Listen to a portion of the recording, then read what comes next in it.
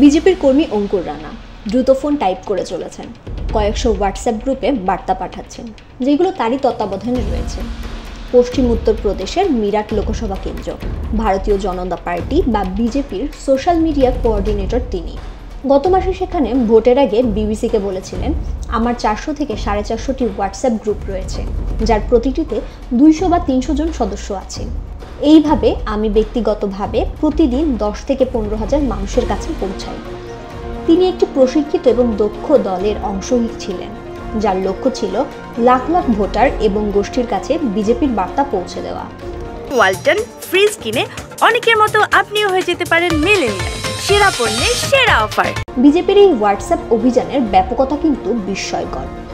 চলতি বছরের লোকসভা নির্বাচনে 370টি আসনের টার্গেটে পৌঁছানোর জন্য অন্যান্য মেসেজিং অ্যাপ এবং সোশ্যাল মিডিয়ার পাশাপাশি হোয়াটসঅ্যাপকেই মূল পথ হিসাবে বেছে নিয়েছিলেন বিজেপি, এবং এর পিছনে একটি সঙ্গত কারণও রয়েছে। বিশ্বে হোয়াটসঅ্যাপের বৃহত্তম মার্কেট ভারত। 50 কোটিরও বেশি মানুষ প্রতিদিন কয়েক ঘন্টা সময় এই মেসেজিং প্ল্যাটফর্মে ব্যয় করেন।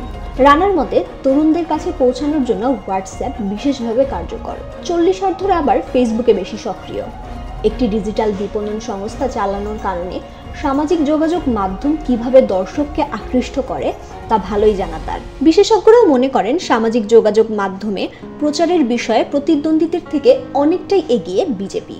এবারের ভোটে বিজেপির প্রচারণামূলক বিজ্ঞাপনে দেখা গিয়েছে, ইউক্রেনে আটকে পড়া পড়ুয়াদের সরিয়ে ফেলতে রাশিয়া ইউক্রেন যুদ্ধ থামিয়ে দিয়েছেন প্রধানমন্ত্রী মোদি। বেশ কয়েকটি সংবাদ মাধ্যমও অতিরঞ্জিত করে বিষয়টি পেশ করে।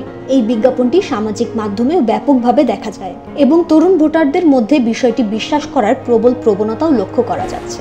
ফাহমিদা সৃষ্টি, মানবজমিন।